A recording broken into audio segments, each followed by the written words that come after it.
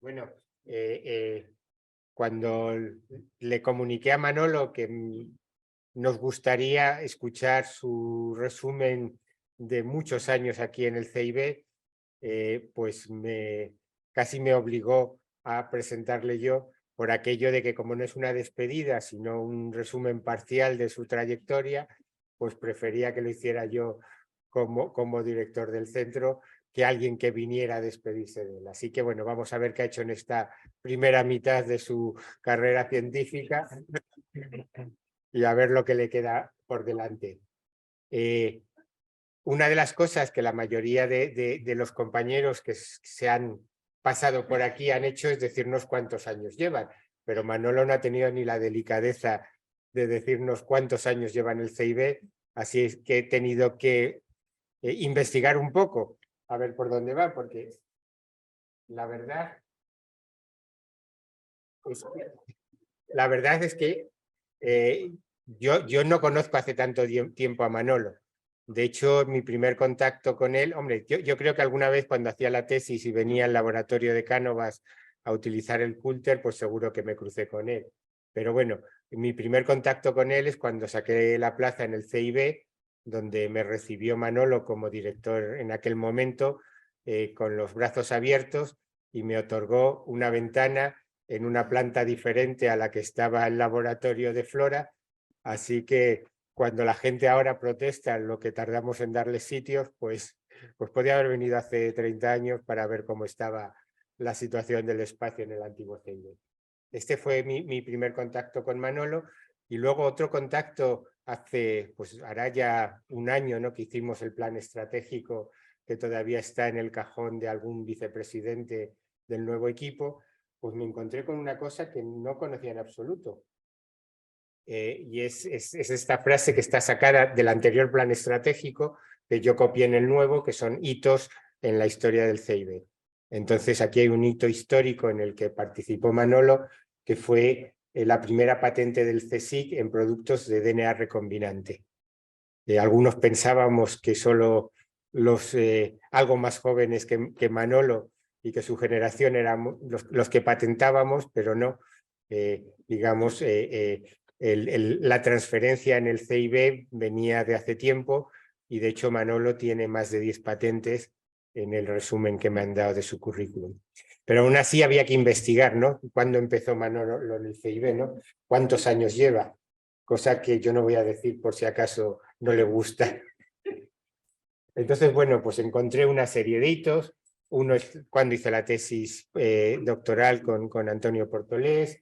Luego fui viendo que hizo salidas al extranjero.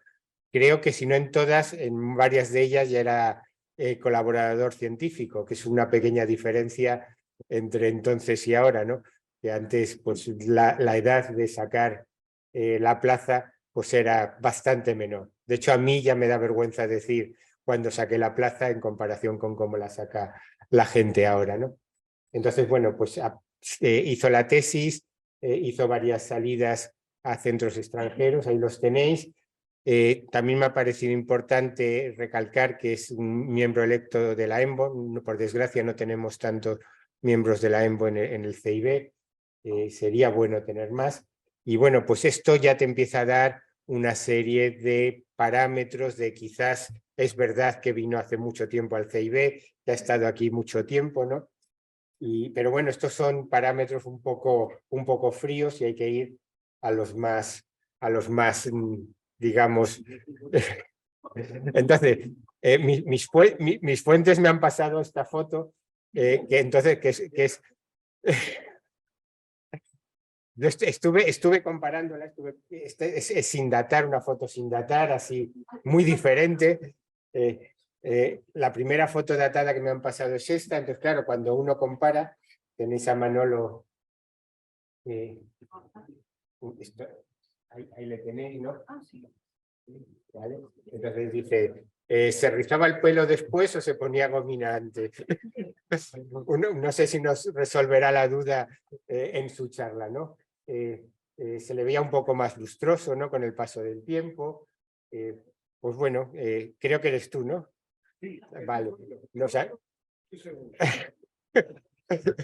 no me han engañado, ¿no?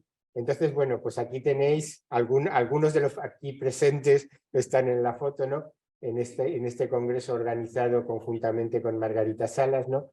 Por su interés en los bacteriófagos y en Bacillus, ¿no?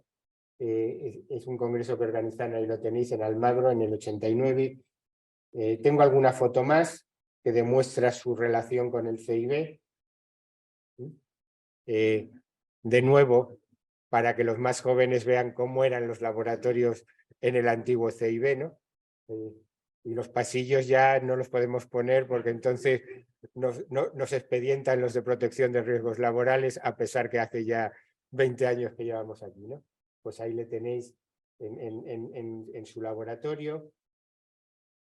Aquí tenéis también una foto con otros compañeros del CSIC en un proyecto con Solider que pidió, ¿no?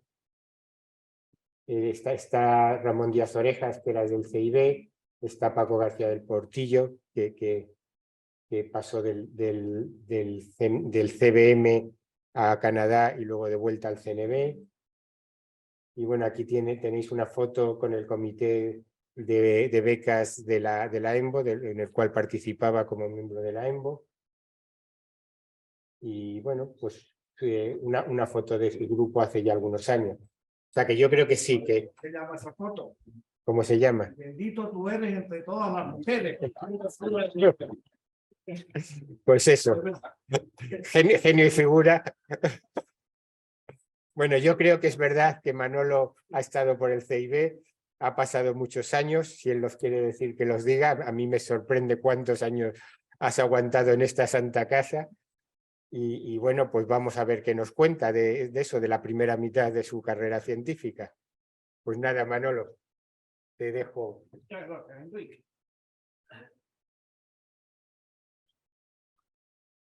Te lo pongo. Sí. Que a mí me cuesta verla. Ay. Muy bien. Muchas gracias y muchísimas gracias por estar por aquí. Necesito a Mónica al lado mío porque si no... Ahora. Entonces, la incógnita de cuántos años llevo en el CIB va a seguir. No voy a decir. Pero sí podéis saber que yo soy el CIB. Si quiera saber algo del CIB, que me lo pregunte a mí. Yo soy el CIB y antes de que me muera, puedo confesar cosas inconfesables. Pero no vas a hacer hoy. Hoy no. Hoy voy a hablar de ciencia. Pero cuando te despidas. Cuando me despida, sí. Porque aquí hay dos cosas que quiero decir desde el principio. La primera. La primera que es Mónica, por favor. No me voy. Que a los pies de tu cama estoy, que dice el cuento ese castellano. Horrible. No me voy todavía. Ya miré. Aún queda. Y la segunda es que todavía queda una parte importantísima de mi charla, que es el tema de toxinas, antitoxinas, que no voy a hablar hoy. En este han participado Wai-Ting Chan, que espero que me esté viendo, Inma Moreno Córdoba, que hizo la tesis también con nosotros, dirigida por Concha Nieto y por mí, y Concha Nieto. Esta me queda para la siguiente parte. Por tanto, ya una vez dicho esto, pasaremos al tema en cuestión. Estas son mis islas. Siempre diré que son mías porque son todas las islas. Son mías. Aunque tengo antepasados de reños, yo nací en Tenerife y como tinerfeño estoy muy contento de haberme conocido a mí. Bueno, entonces el título de la charla viene de una canción de John Lennon en la que sale esta palabra: Regulation, Evolution, Integration. Entonces digo, bueno, pues ¿por qué no? Transformation, Replication, Conjugation. Ha sido tema de mi trabajo. ¿Qué quiere decir esto? Pues esto quiere decir que esto es cerca del año 65, cuando me incorporo al CIB, Esto es por el año 84, de este trozo de aquí, no voy a hablar nada. Y desde el 80 y algo, 82, por ahí, hasta el día de hoy, pues, lo más que uno puede hacer es Dios mío.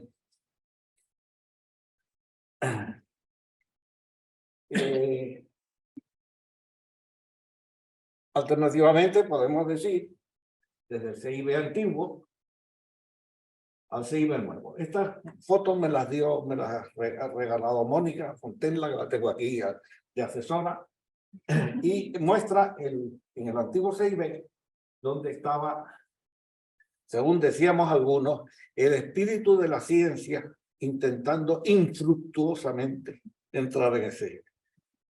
Eran tiempos difíciles, muy difíciles. Y luego, cuando nos vinimos al Centro Nuevo, el pobre hombre, es una copia de la escultura original, el pobre hombre estaba así como durante unos años llamando un taxi, ¿no?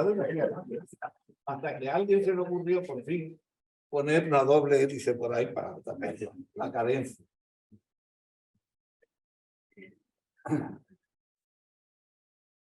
Vamos a empezar por transformación. Desde esta época, corrían los años 70, cuando empecé.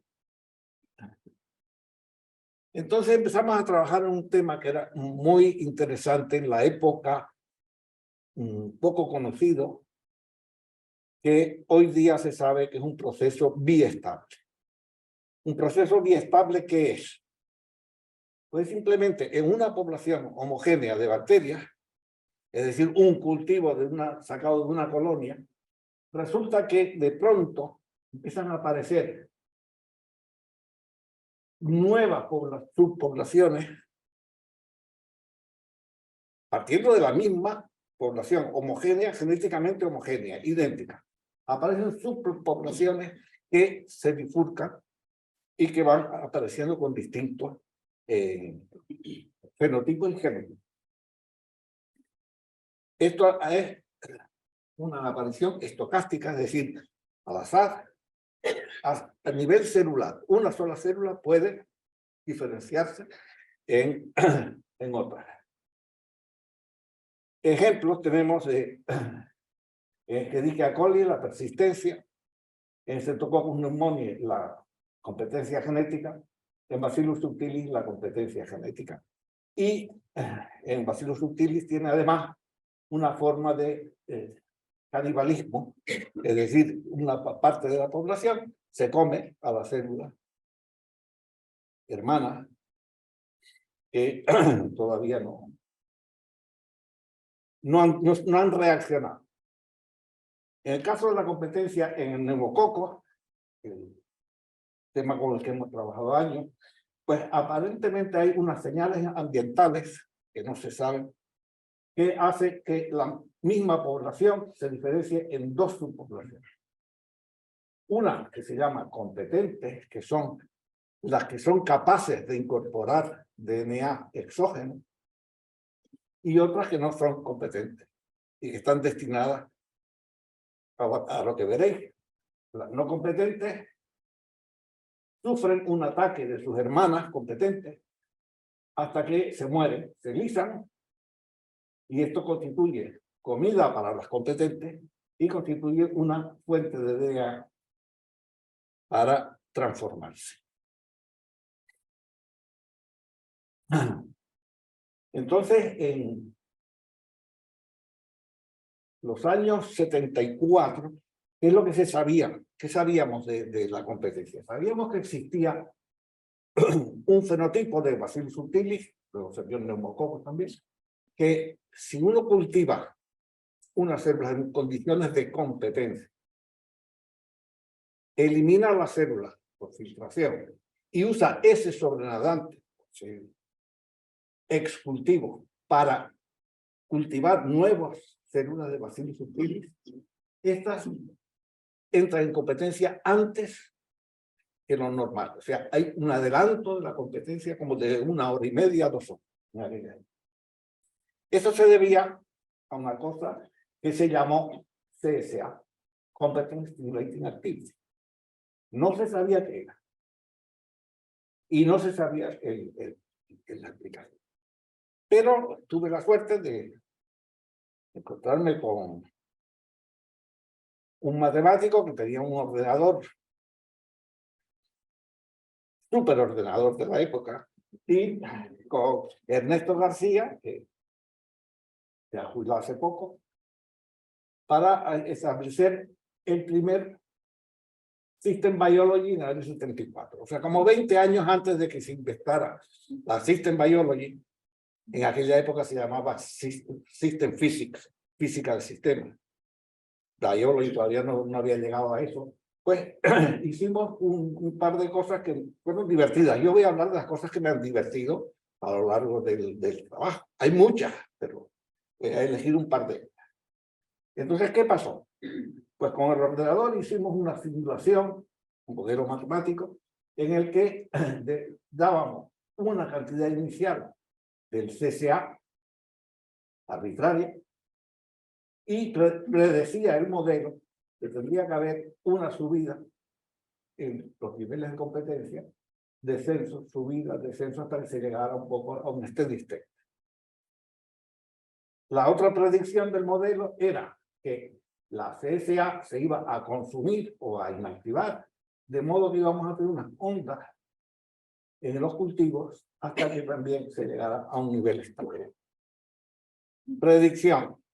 Resultados fueron estos. En este caso, sería esta estimulación de la competencia, la que tenemos aquí, que se parece bastante para los modelos de la época. Y la segunda predicción, que era el consumo del CCA, pues también vimos que se iba consumiendo y desarrollando. Esto fue en su momento una cosa que a nosotros nos gustó mucho. Y 20 años después se descubrió que era el CSA. El CSA es un propéptido pequeñito, en el caso de neumococcus no es mayor que este, que se procesa, sale al medio, se secreta al medio en forma de péptido o competence stimulating peptide, que a su vez es incorporado a través de otra proteína de membrana. ¿Qué trae? ¿Qué trae? ¿Dónde va? Ahí está. Se incorpora y actúa como una señal que produce una cascada de quinasas. Estas son toda una colección de quinasas. Una de ellas activa a un factor sigma de transcripción, que es el que va a su vez a disparar toda una colección de operones que son los que van a resultar en unas células competentes. Es decir, hoy día, nosotros lo que hacemos, si queremos hacer un experimento de este estilo, es encargar a Javier en química de proteínas que nos haga un péptido de estos, simplemente se disuelve en buffer o medio, echan unas 5 milimolar o micromolar, ¿sí? Y ya tienes tus cultivos completos.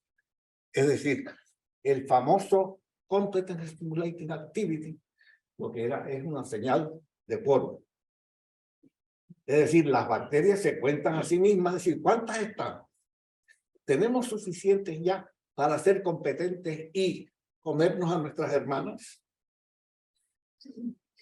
Es decir, una de las cualidades que luego al final diré que somos bacterias con patas. Eso lo veré también. Bien, la segunda parte que nos divirtió también un montón, ya Paloma López, que fue mi primera becaria,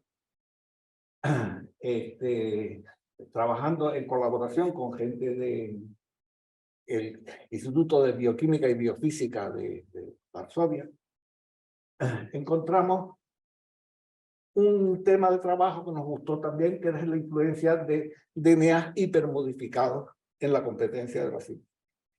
DNA hipermodificados casi siempre se encuentran en plasma. Y estas hipermodificaciones pueden ser el fago PBC1 de Subtilis, que en vez de tener timidinas tiene uracil en su DNA. el glufago T4 de Escherichia coli, el que tiene la citosina glicosilada, es decir, unos grupos glicosilados. Y en determinado momento apareció por allí el director del centro del IBB y nos trajo un DNA que la timidina, 70% de las timidinas están en residuos de putresciniltimidina. Es decir, tiene 1, 2 y 3 grupos NH, lo que quiere decir que este DNA, la carga neta es positiva. Es todo lo contrario de cualquier DNA. Entonces, con ellos estuvimos trabajando unos años y, pues bueno, estos fueron los participantes: Paloma, Milka Piechowska, David Sugar de Canadá, ese famosísimo este señor, porque fue obligado a emigrar de Canadá en la época de McCarthy, cuando perseguían a los prorrusos y procomunistas, filocomunistas. Entonces Sugar fue acusado de espionaje para el gobierno ruso, tuvo que salir de Canadá, ayudado por amigos suyos, y recaló en Polonia, donde lo recibieron por los brazos abiertos. Esto es una evidencia en estructuras de DNA modificado. Y conoció a este otro hombre, Tony Warren, de la Universidad de British Columbia en Canadá, por lo cual establecimos una colaboración que dio lugar a una colección de trabajo. Aquí pongo 2, pero hay más. Y bueno, pues, también otra historia que quería contar.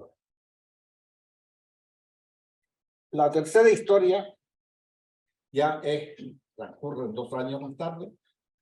Estamos en USA, en plena carrera de descubrimiento del clonaje. En aquella época no se sabía lo que era clonar. Entonces, cuando estábamos en Estados Unidos, aquello era una ebullición, en una carrera a ver quién conseguía hacer sistemas de clonaje de bacterias, de genes. Entonces, pues, conseguimos poner un sistema de clonaje de genes en neumococos en el laboratorio de Sandy Lax, que está en el Brookhaven National Laboratory, el día donde está toda la colección de proteínas, de PDB de proteínas, que está en ese laboratorio. Y participamos en estas 4 horas. Esto lo contará Paloma cuando se retire, porque tiene muchas más historias, tiene muchas más cosas. Replication, o sea, regulation, más o menos por esta fecha. Aquí ya se incorporó, ya había vuelto yo a Madrid, al CIB, y empecé a tener ya mi propio laboratorio, por fin. Y dio la casualidad que en esa época vinimos una colección de gente y yo empecé a trabajar pues, con un plásmido, luego explicaré por qué. Esta foto es de un plásmido de Nicolás Coscarelli y esta foto es de mi isla.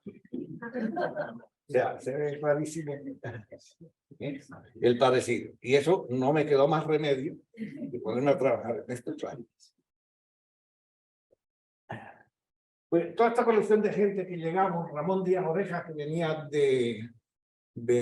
de Suecia, de trabajar en replicación. Esteban Domingo y Cristina Carmí, que venían de Inglaterra. Cristina venía del laboratorio de Sanger y sabía secuenciar por el método de Sanger. Manolo Pinoza recién llegaba también de Estados Unidos y sabía clonar. Paloma López se incorporó un año más tarde y sabía secuenciar por Maxam. Eso, amigos, eso era high-tech, porque secuenciar por Maxam no es trivial. Juan Ortiz, no sé de dónde venía, pero venía también. Rafa Pérez Mellado estaba en el CBM, había hecho la tesis, estaba todavía ahí. Rosario Perona, Jaime Renal y Leandro Sastre venían de biomédica, tenían unos sistemas eucariotas, pero sabían hacer muchas cosas como Nick Translation. Pero Domènech en Barcelona sabía de plantas, sabía clonar genes de plantas. Y Antonio Talavera, que trabajaba con el virus de la peste, el de la peste porcina. Entonces, todos estos nos juntamos con Miguel Vicente, que se encargó de organizar unos cursos de ingeniería genética, que duraron pues 5 años, 4 o 5 años. Los cursos nos negamos todos en rotundo a convertirlos en cursos de doctorado. Eran cursos prácticos, teóricos prácticos, como si fueran cursos en los que participaban 20 alumnos que seleccionábamos por sus intereses y sus cosas, y se hacía una parte teórica y un rollo y práctica después, con una práctica, por ejemplo, en la que se hiciera pues transcripción in vitro, secuencial, cosas así. Y fueron una colección de cursos que estuvieron bien y que creo que resultaron en un libro, un manual, llamado por una becaria nuestra argentina, el Maniatis Gallego.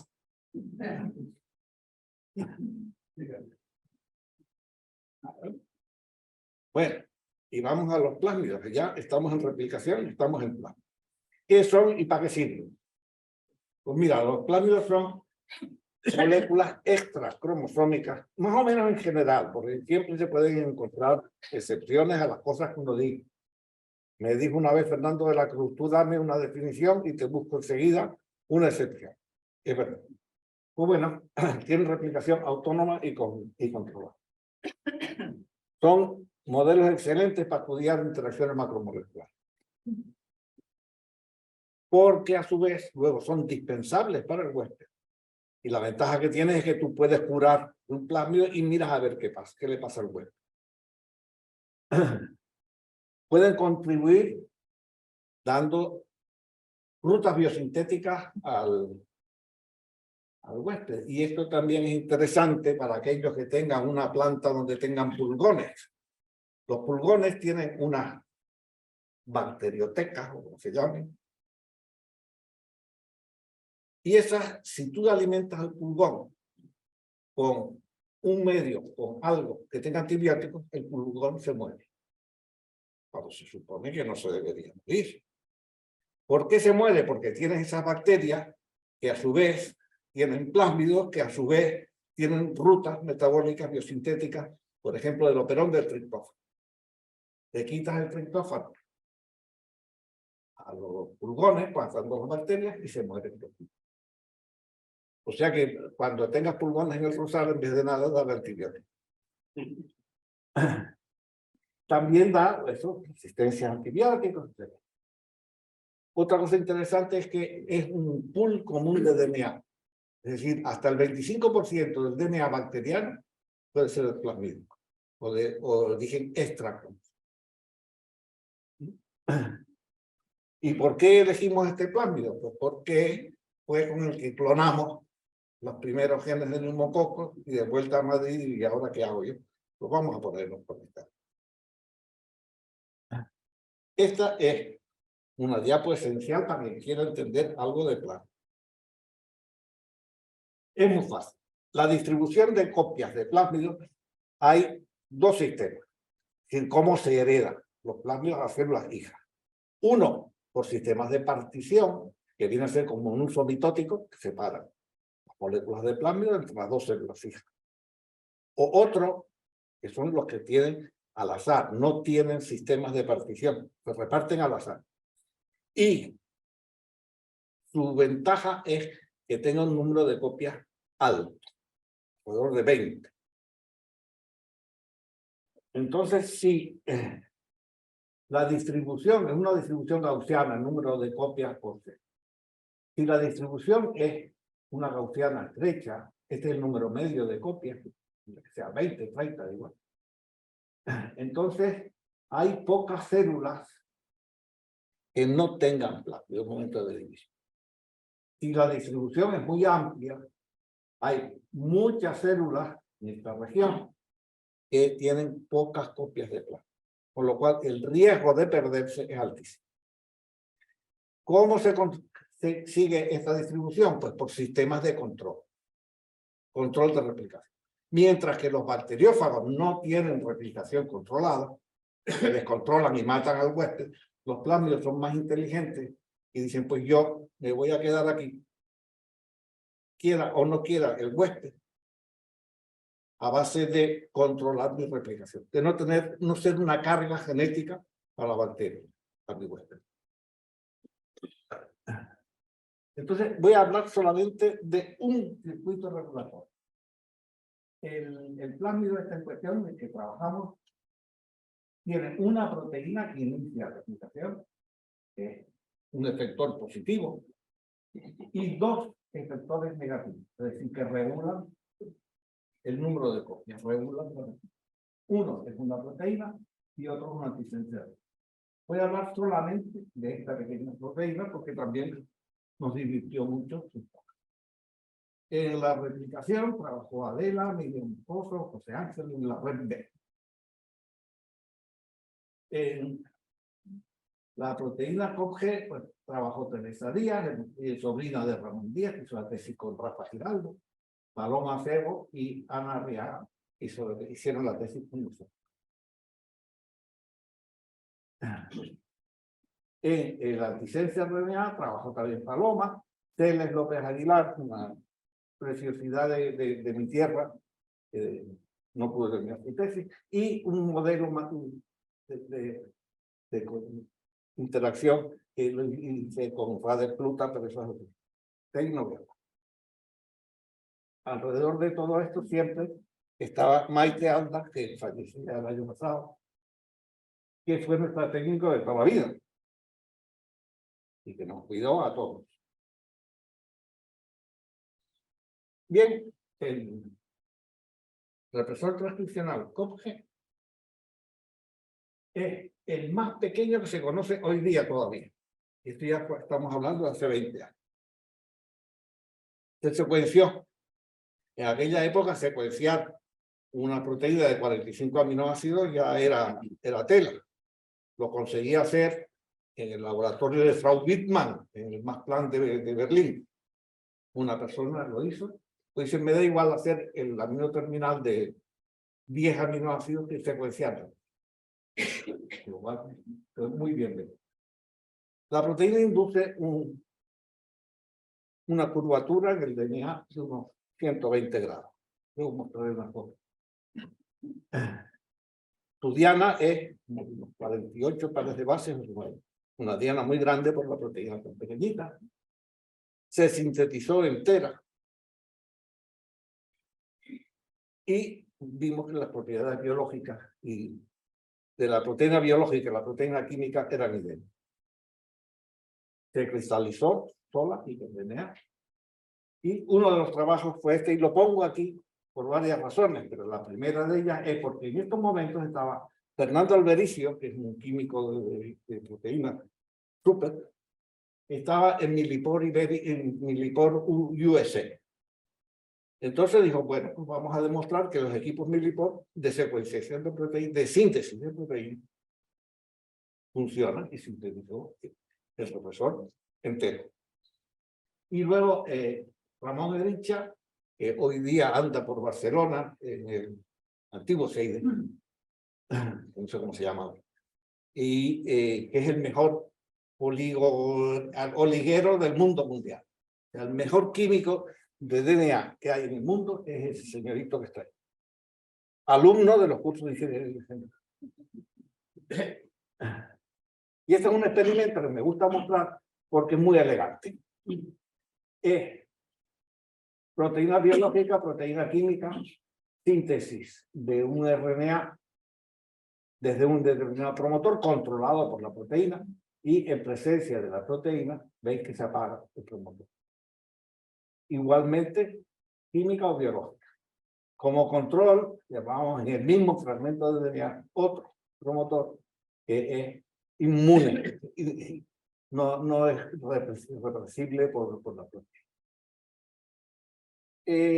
Esto lo publicamos en un PNAS y me da cuenta porque cuando estuve de director invité a Severo Ochoa a dar un seminario al CID, que dio un seminario, en aquella época solamente daba un seminario que se llama La emoción de descubrir, o algo así.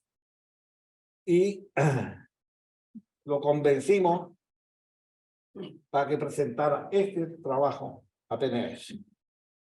Él aceptó y pues yo creo que fue una Semana Santa, Gloria sabrá, una Semana Santa en la que tenía él encima de su mesa de trabajo, tenía este paper para cuidarlo un poco y presentarlo a la Academia de Estados Unidos cuando falleció. Gloria se ha sentido siempre culpabilizada de que por su culpa, pero no, seguro que no. Entonces nos lo presentó otro amigo, pero bueno, es la anécdota de la cosa. Bueno, esto sí que lo hice yo, mira qué jovencito, qué guapo era. En el laboratorio de Rudy Luz, en el Max Planck, en Berlín, también. Rudy ha sido uno de los mejores, no el mejor ha sido José Manuel Sojo, el segundo mejor mundial de interacciones proteína-DNA por microscopía alemana. Entonces, yo le pasaba muestras a Rudy de fragmentos de DNA que contenían esto con o sin proteína, no le decía nada y él miraba el microscopio y de ahí sabíamos que estaba la proteína ahí. Y este es un fragmento de DNA en el que se ve la proteína turba que da gusto. La proteína se cristalizó y esto fue ya en colaboración, iniciamos colaboraciones con Miquel Coll en Barcelona y sola y con DNA. Aquí el que resolvió la estructura fue Xavi Gómez Bus, hoy gran pope en el Instituto de Biología Molecular de Barcelona y gran fan del Barça. Eso se puede ver en los colores que usamos. No es broma. Los colores los usaba de... Ahí veis también el modelo en el que la parte central de la proteína es un dímero, la parte central del fragmento de DNA está coloreado también con los colores del Barça.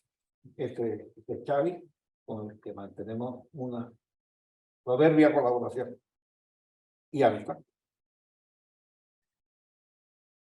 Entonces llegó Ana María Hernández Arriaga, hoy por ahí dentro, en el público, que es la única persona que, creo yo, que ha sido capaz de resolver un enigma por su paciencia infinita.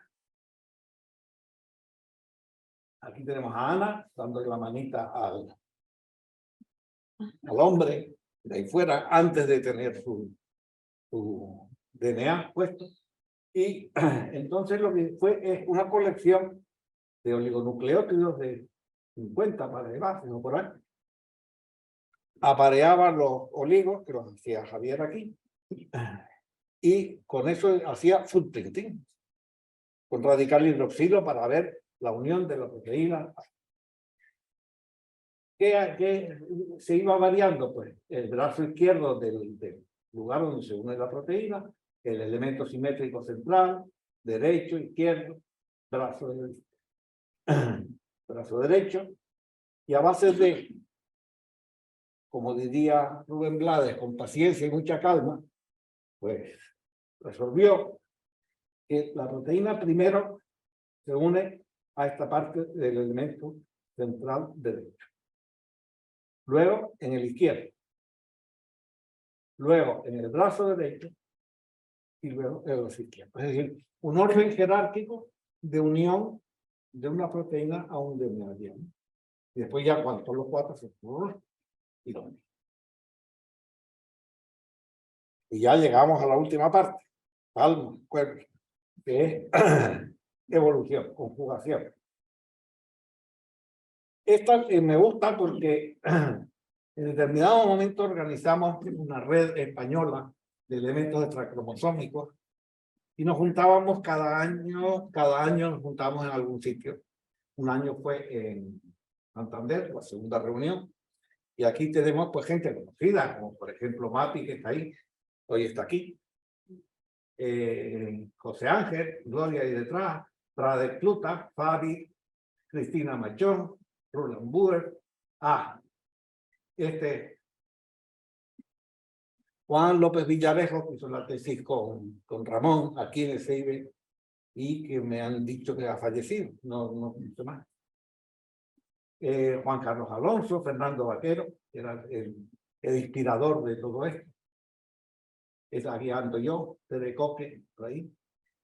Penadez, José Penadez, Paco García del Portillo, Fernando Rojo, Fernando de la Cruz, Rafa Giraldo, Ramón Díaz, yo que sé, Miquel Col, Jesús Martínez, etc.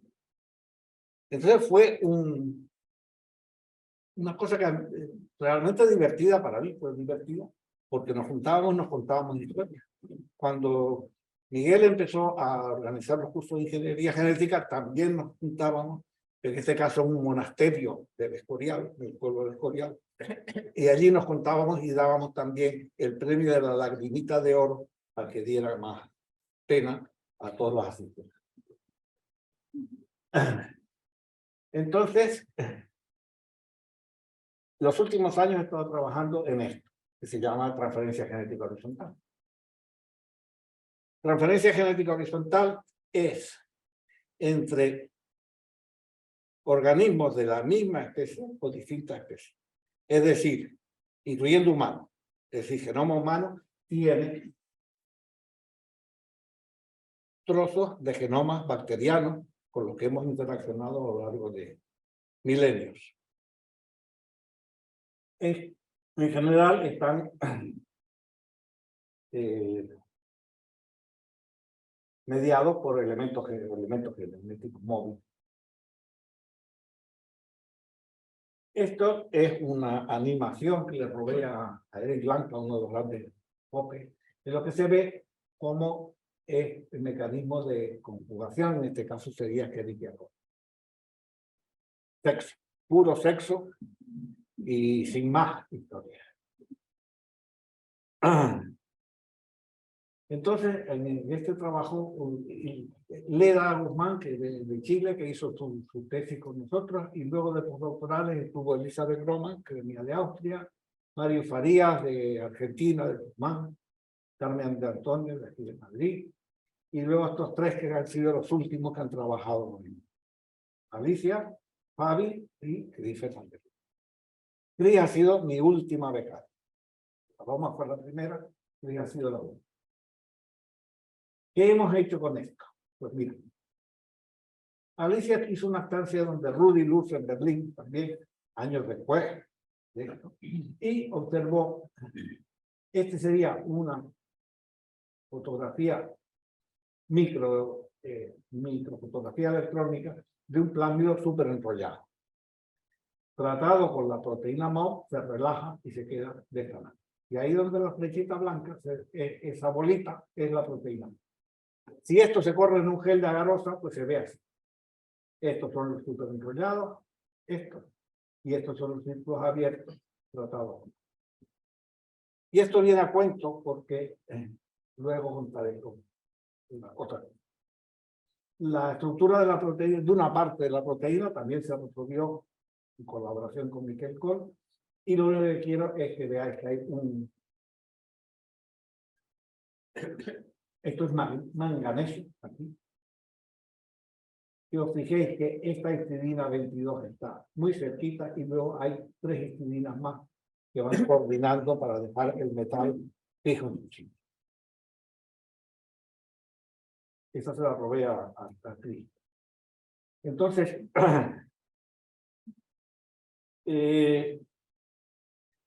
vimos que la histidina esta era flexible, o sea, estaba en distintas posiciones según los cristales, a base de resolver cristales, como 10, 12 tipos de cristales distintos. Vimos esta situación. Entonces, no sabíamos cuál era el sitio activo, cuál era el residuo catalítico. Esta lo que hace es cortar el sitio catalítico, es esa histidina. Y eso luego, aparte de verlo en cristales, lo que vimos es que haciendo mutantes en la proteína, se cambió la histidina por la adenina, por tirosina, la proteína quedaba inactiva, mientras que la silvestre estaba activa.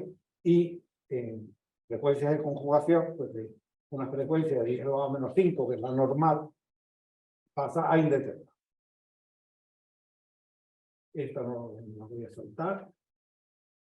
Y luego ya lo último que hemos hecho así en este tema, que ya y termino, es encontrar lo que se llama crosstalk, es decir, diálogos intramoleculares. Dentro de la misma molécula hay módulos que se conectan entre sí. Esta viene otra observación también de Alicia cuando estuvo con Rudy, en el que el DNA que vimos que enrollado se relaja y aquí queda la proteína, ahora se digiere con una enzima de restricción de modo que tengamos un fragmento, perdón, tengamos el plásmido linearizado, de modo que sepamos cuál es cada extremo. Es decir, con una enzima de restricción, en este caso, no sé, pues tú uno o algo, que localizaba, se podía medir, mide las moléculas aquí, y mida la posición de la proteína. Esto se representa en un dibujito a base de medir unos cientos de moléculas y vemos que en ausencia de cloruro magnesio se veían muchas bandas inespecíficas, pero en presencia de cloruro magnesio se veía, esta es la sitio de unión primario, principal, y luego aparecía un sitio consistentemente, un sitio secundario, que es donde se unía la proteína. Se hace un footprinting sobre el DNA superenrollado, aquí explica Chris cómo lo hizo, y lo que vemos es que la proteína es capaz de unirse a una región que coincide con el promotor del RNA antisentido que controla la replicación. Se muestra por funciones transcripcionales, no sé qué, se muestra que en presencia de MOB, este promotor se reprime, con lo cual la conclusión es MOB está reprimiendo el represor de la replicación. ¿En qué resulta esto? Un misterio que durante muchos años no habíamos sabido responder. Es decir, el plásmido entero que tenía la MOB intacta tiene más copias que el plásmido que carece de MOB. Es decir, MOB está haciendo un aumento del número de copias. MOB de movilización, que de conjugativa, está hablando con el módulo de reproducción. Y esto, pues, lo mismo. Este sería el esquema. Y los que quieran saber más, esta es la última review que hemos publicado, con Mapi, que está ahí, Rade, que estará escuchándome, espero, Fabi, que también estará escuchándome, Alicia y este señor. Y ahora quiero una consideración final, que es el mundo bacteriano. Se estima una cantidad de bacterias en el mundo de 3 por 10⁻30. En fagos hay un bloque más. 3 por 10⁻30, el número de Avogadro es 10⁻23, pues hay todavía una diferencia enorme. Esto ha obligado a definir, ya yo no lo sé, pero a definir los números más grandes, es decir, ya giga es nada, tera es nada, y no hay más números más elevados. Eso se busca en Google y te dicen los números, pues este año acaban de aumentar los máses y los menos, el rango. Pues bueno, solamente el 10% de las bacterias se pueden cultivar. Es decir, conocemos un 10% de las bacterias que tenemos en nuestro mundo. O sea que vivimos en la comunidad bacteriana. Los humanos tenemos de 10 a 100 más bacterias en nuestro cuerpo que células eucarióticas. Por eso decía que somos bacterias con patas. Tenemos 100 veces más bacterias, células bacterianas, que células eucarióticas. Es un reservorio de DNA el más importante que hay en la naturaleza. Y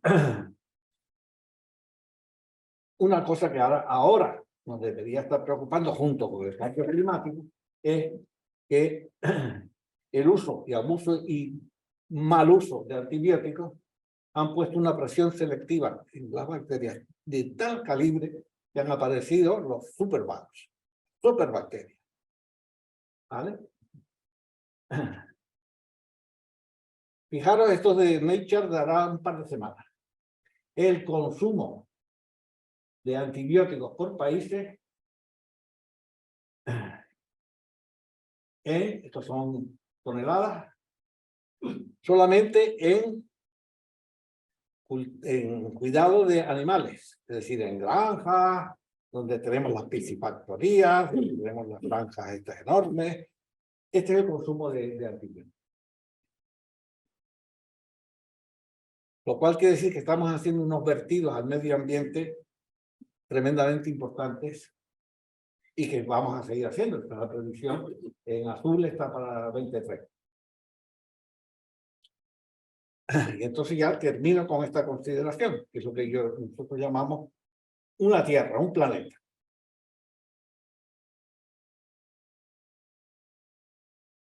Desde que se empezaron a usar los antibióticos, siempre hemos planteado una lucha, una guerra contra los enemigos mortales. Entonces, cuando ya empezaron a descubrir los antibióticos, ya tenemos la victoria total, no hay más. Pero ¿qué pasó? Empezó la carrera. Antibiótico nuevo, resistencia nueva. Antibiótico nuevo, resistencia nueva. Superbugs. Luego tenemos ya antibióticos incorporados hasta en los lavavajillas, los friegas, cosas de esas. El otro día vi, no sé qué, en un supermercado, unos pañuelos antibacterianos. Que cuidado no usar en los ojos. Claro. Es decir, lo que estamos es fomentando más resistencia. Uso y mal uso de antibióticos, más resistencia. Y hoy día, esto también es una noticia de no hace más allá de 2 meses, 1 de cada 5 personas llevamos superbugs en el microbioma intestinal. De hecho, esto ya ni sale en las noticias. En el año 2019, antes del inicio de la COVID, 5 millones de personas murieron por causas donde las bacterias, las superbugs, jugaron un papel. Con la llegada del COVID, muchos hospitales, médicos, han ido aumentando la receta de antibióticos. Por si tienes infecciones secundarias, pues te chuto más antibióticos. Por lo cual hemos aumentado este número bastante más. Entonces, ¿qué hacer? Pues decimos que un planeta, una Tierra, contempla la biosfera como una entidad única. O sea, somos una entidad única. Y tenemos que tener en cuenta que de momento, que yo sepa, no hay ningún otro planeta con cerveza. ¿A qué no? Bueno. Entonces, la lección para traernos a casa, para recordarnos, es que tengas cuidado, que cuides tu microbioma. Porque hasta las mamás elefantes cuidan el microbioma de sus niños. Esta es una foto tomada de algún sitio. Si os fijáis, el pobre cría está aquí y la mamá pues, está poniéndole su microbioma en el niño. Lógico. Es muy lógico pensar. Porque si os fijáis, el elefante pequeñito todavía está mamando.